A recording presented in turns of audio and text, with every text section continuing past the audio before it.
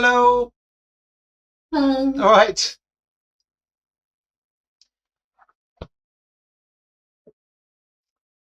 Okay. Right. Right, we'll get started then, everybody. Now, last lesson we were looking at figures and things, obviously, and we were using paint. And I used paint with pen last week, and also, or last lesson, and also talked about using wax, candle wax in the background, and then sanding that away to create texture. And I was looking at a mossy kind of statue of Pan as well. But then online and during some of the lessons, quite a few people in all the classes actually mentioned how difficult it is to draw hands. So I thought we'd have a little session on that today. Um, so I'm going to talk a little bit about that. Obviously, hands have got multiple joints in and all that sort of thing. So they can be really difficult, and often in figure drawing as well. Um, Hands get kind of glossed over a little bit because we're mainly focusing on the rest of the body and things. So often in drawing, in doing figure drawing, sometimes it's good just to focus on particular areas of the body in order to learn to understand a little bit more about them and how they work and what the different parts of them are, in order to then get better at drawing those things that we find difficult. Okay, so excuse me. So we're going to have a look at drawing a hand today.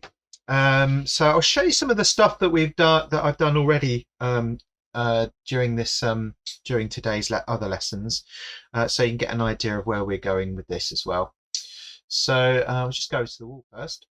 So over on here we've got a few different drawings. So we were looking at colour and things, looking at this pictures like this with the yellow lady. You can see on this picture that some of the details, and it is an abstract picture anyway, but some of the details have kind of been obscured, although saying that, you know, that hand there, just up there, looks quite good on its own, but some of the details are missing and things from the hands. That's not to criticise that piece of work, of course, but just sort of saying that the emphasis can often be on just looking at the figure itself. So sometimes those things get glossed over a little bit. And here's an example of the kind of thing that I'm going to show you in just a second as well.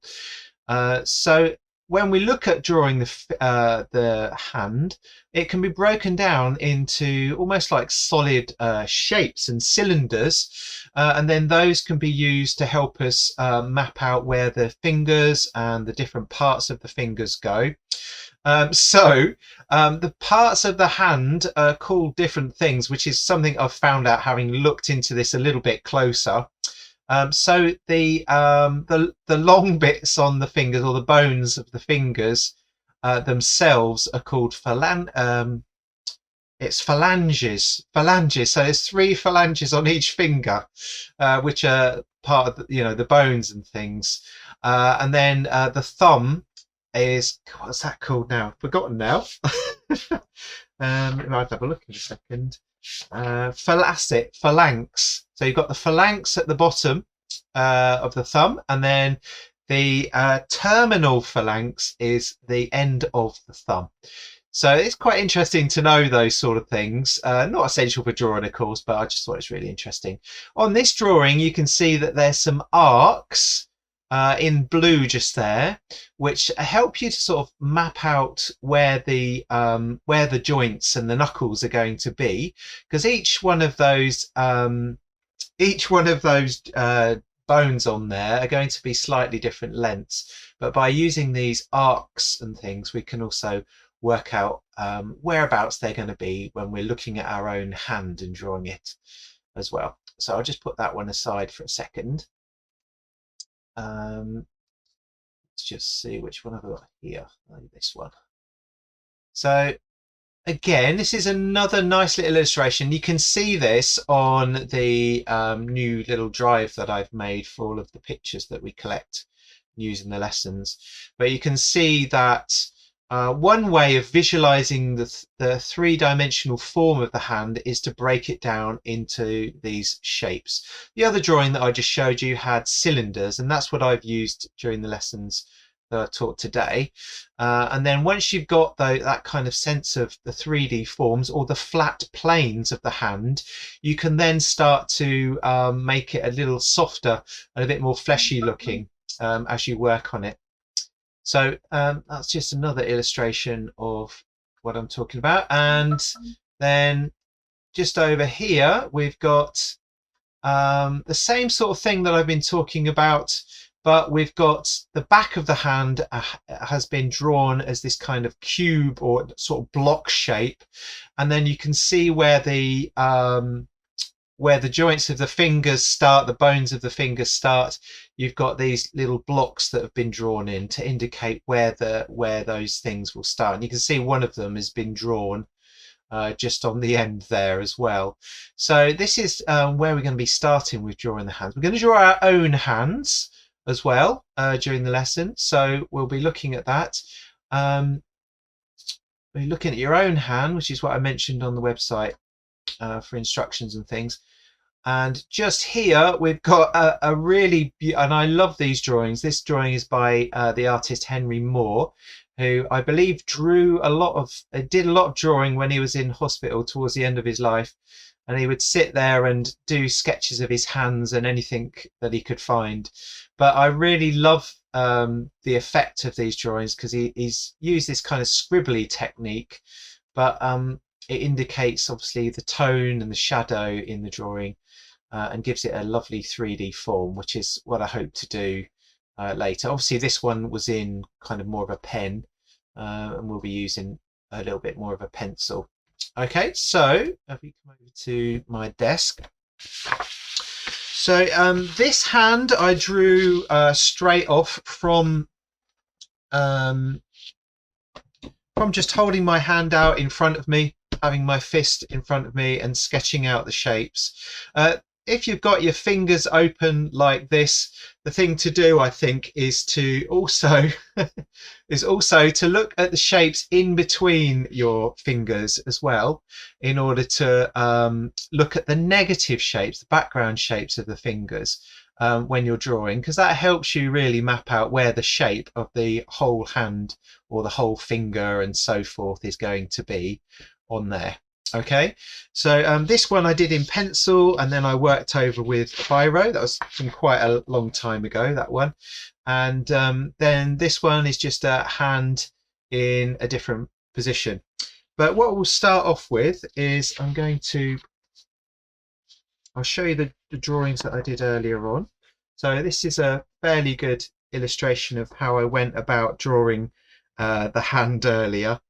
And so the back of the hand, because it's got this curve across the back, just here, we've got almost like two planes, because you've got the one side of the hand across here, and then you've got one side of the hand across there. So you can almost divide it into two planes and create a block.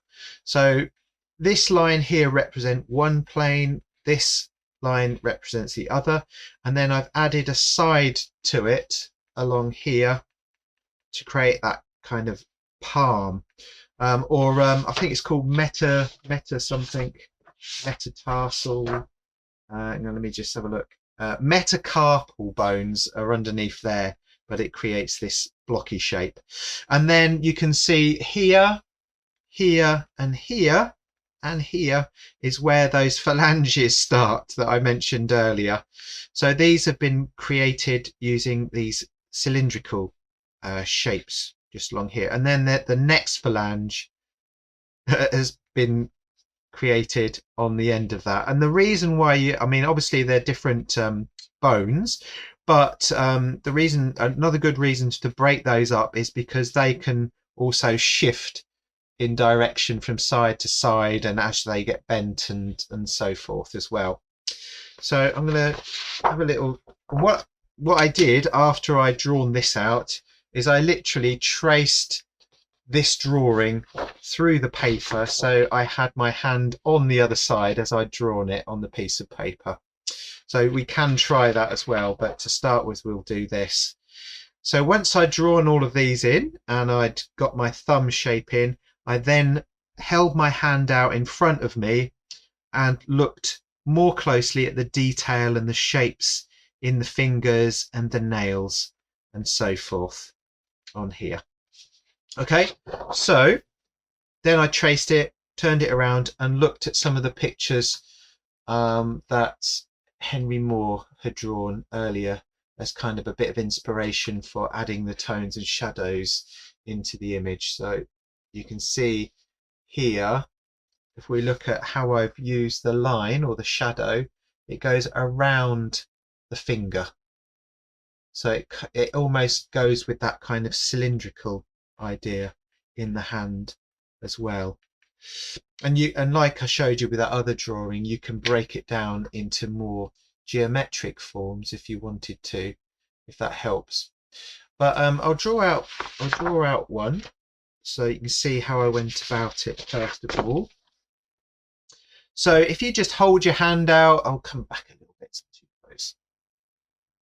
So if you was to hold your hand out in front of you, obviously I'll be looking at it in a slightly different position because I'm drawing it from above here. If you hold your hand out like this, and then we're going to draw the back of the hand first of all.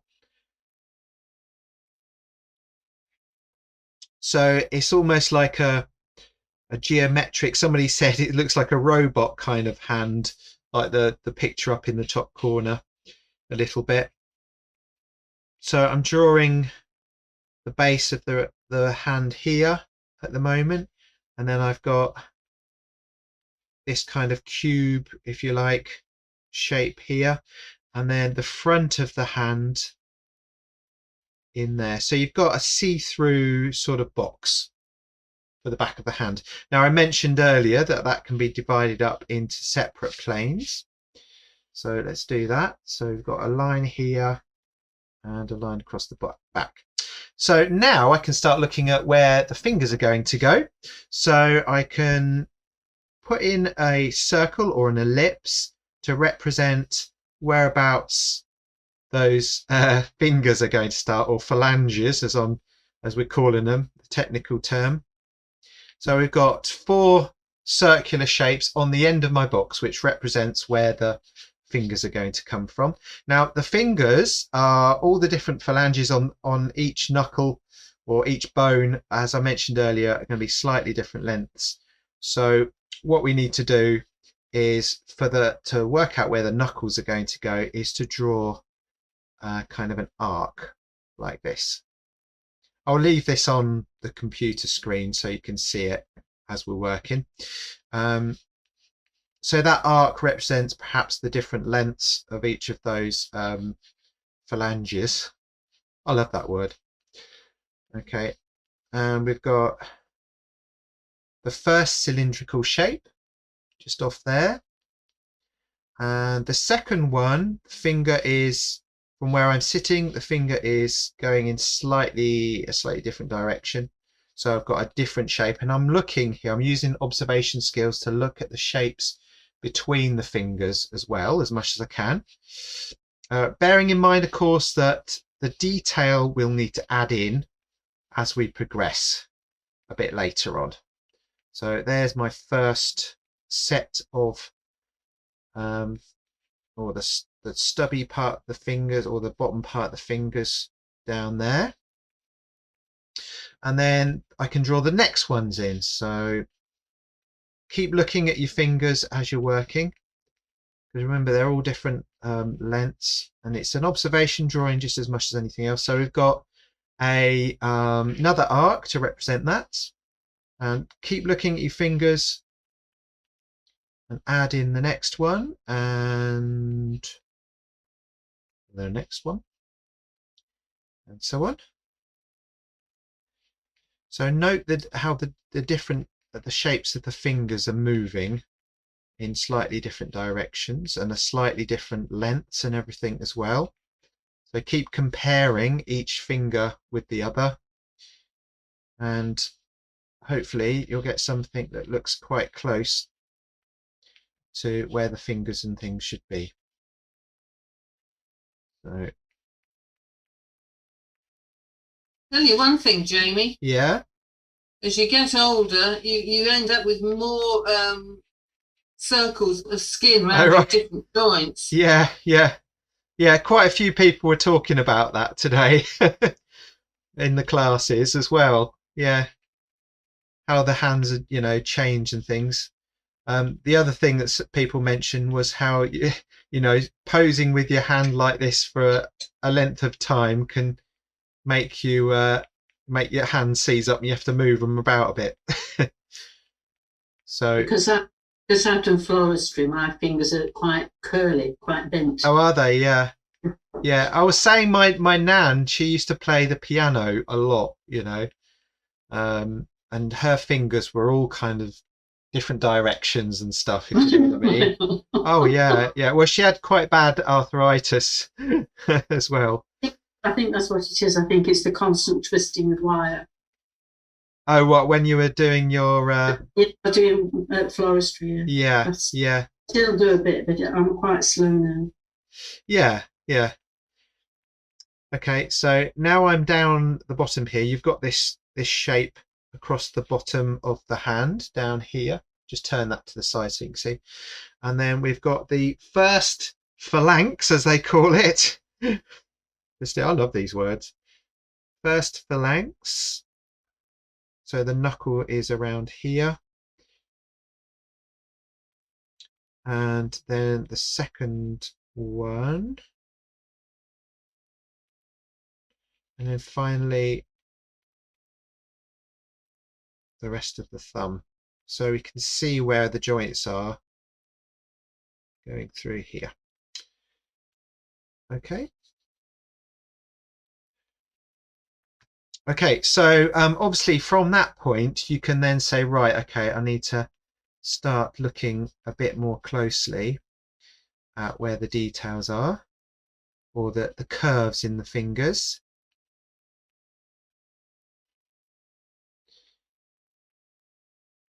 So I don't know if I mentioned before, but there are some, quite famous paintings where the hands have clearly gone wrong at different stages, and the artist has kind of fluffed it a little bit. So hands are renowned for being quite tricky things to work with, but you can get better the more you practice, I think. And I've always quite enjoyed drawing hands. So I'm just looking. The other thing to look out for is the creases and the folds are quite illustrative as well as to the shape of the hands themselves. So putting in those wrinkles on the knuckles and so forth. And the if you can see them, the metacarpal lines where the fingers join up with those across the back there, quite good as well to put in. So this is what we will do to begin with today. Have a little go at drawing a hand. So I suggest keep it simple for now. So keep it sort of like this sort of position, and then we perhaps try another position after that. Once you've got to that stage where you've got a drawing of a hand, okay, you could try and do what I did if you can get enough light. So all I did with this is I just held it up to a light and traced through onto this side just to get the outlines and things, and then started to shade it. Of course, if you do your lines light enough, you could rub out some of the construction lines that you've got before and then just start literally shading in a little bit like Henry Moore that we've got up the top there. All right. And here I just thought I'd show you this. This is where I got all the names from today. This book, it's lovely. It's a really old book. They were going to throw it away at school, so I got hold of it. It was first published in 1899, and it's just full of diagrams of the human body. But it gives you a really good insight into the muscles and the bones and the structure of the human form. So I pulled this out today so that we could have a closer look at the hand and things. It's really, really nice.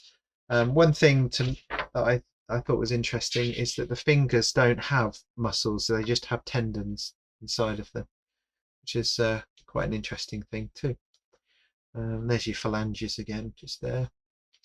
Okay, now before we start, the other thing that you might want to try as well a little bit later on, and I have got a completed one somewhere.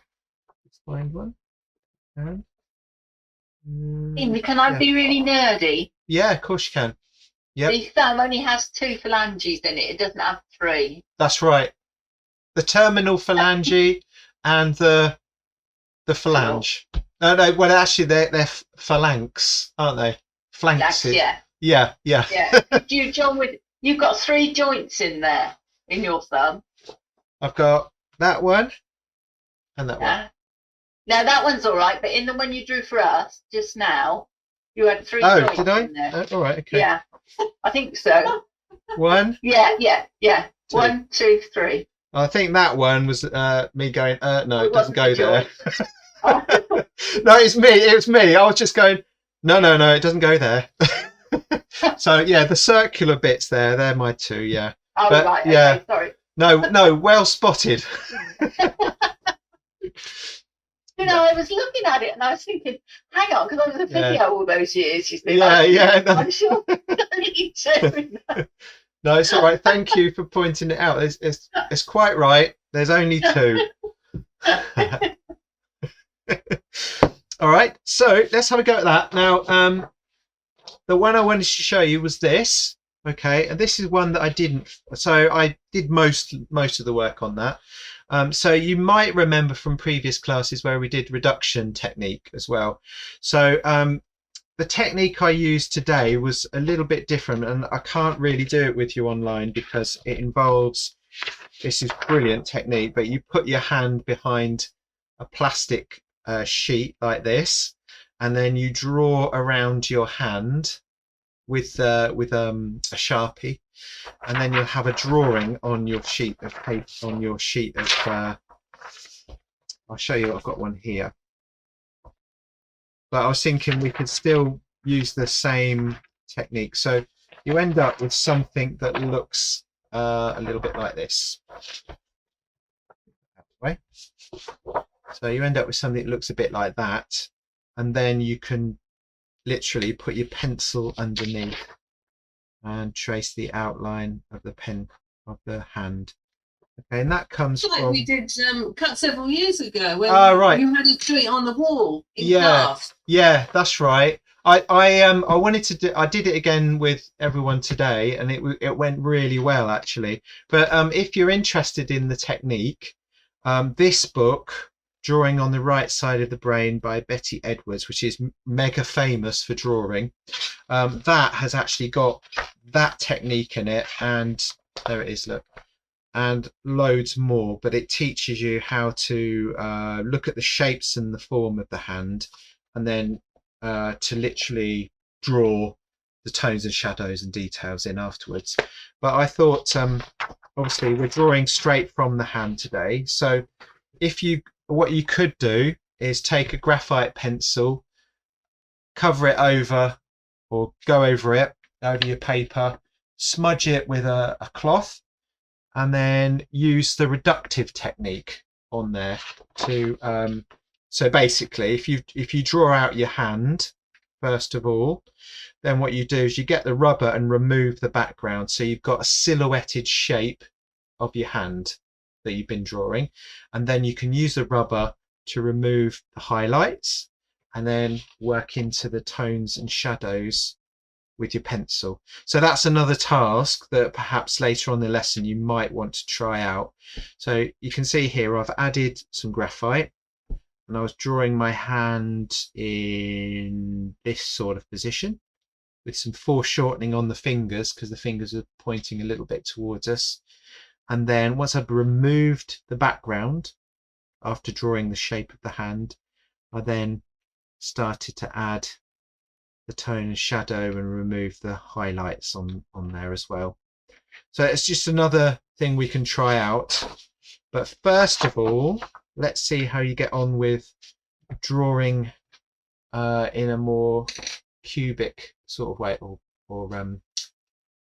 drawing the planes and the forms a bit like this one or the other one that I showed you a second ago. Okay, there it is.